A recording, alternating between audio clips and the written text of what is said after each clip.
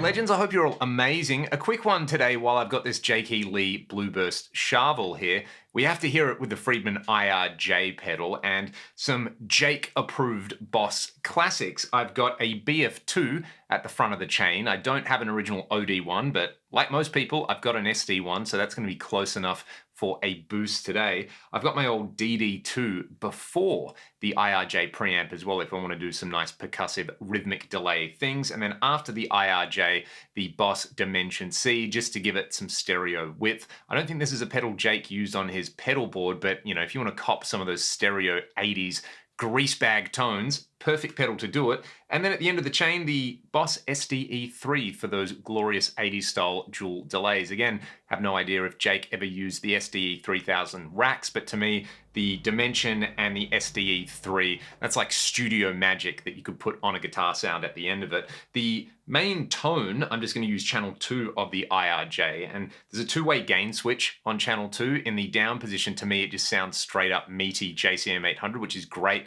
with this JB in the bridge.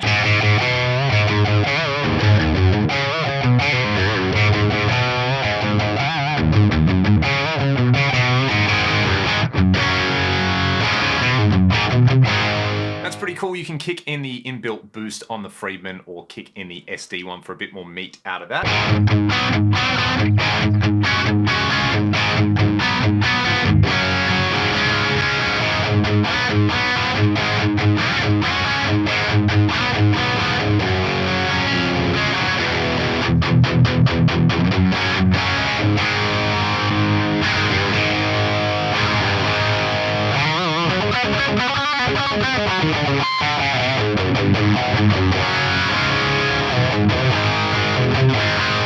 We've then got the JEL mod on there where you can kick the gain switch up, and this not only gives you a bit more gain, but it gives you this upper mid-range and high-end hair that is so reminiscent of Jake's tone, especially from the Badlands era.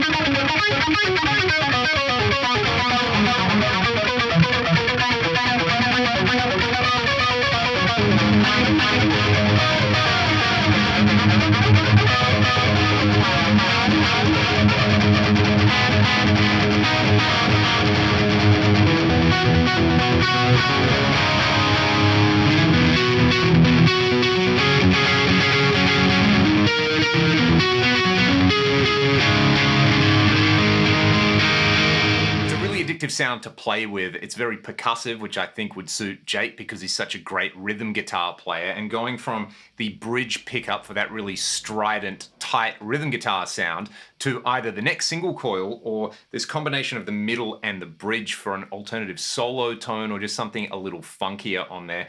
With the flanger as well, kind of gives me like a faux uni-vibe tone on there. You can hear the influence of players like Robin Trower and Frank Marino on Jake's playing, especially from the early Badlands record where I think he was leaning into that. So what I like about that is with the flanger, and especially for the Bark at the Moon thing on there, it's just giving it enough modulation and enough movement without necessarily sounding, exactly like a phase 90 if you wanted to do the Eddie thing, or exactly like, say, a Boss CE1 if you were doing the Lifeson or Summers thing.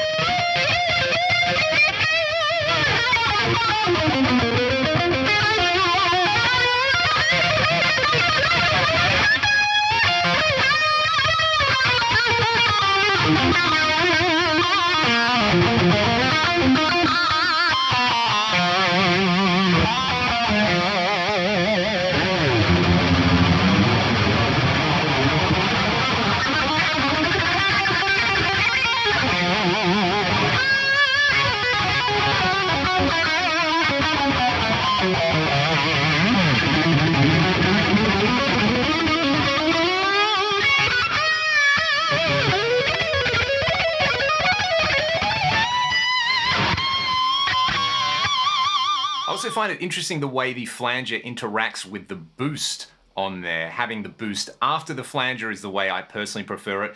I think you get a different effect if you were hitting the front end of the flanger with the boost. But basically, the more of that upper mid-range spike you give the tone with the boost pedal, I think it accentuates that comb filtering effect you get from the flanger, very dependent on the settings you have on there. And then we heard at the end there, the SDE3, it's kind of giving you almost like a reverb-like ambience on there, the way I've set it up, just with the classic offset. So you'd have a quarter note subdivision on one side and an eighth note subdivision on the other side, the classic Eddie trick with two SDE 3000s. I think it's amazing having it in a compact Boss pedal size, and I'm sure a lot of guitar players in the late 80s would have appreciated having the dimension and the SDE3 in such a small form factor rather than having to carry a rack around. Same thing with the IRJ pedal as well. And then for clean stuff, just do it old school. Roll your volume control down rather than use channel 1 on here, which I think sounds really, really good. I think that authentic 80s cleanish tone is best achieved by having a cranked amp and then backing off your guitar volume control.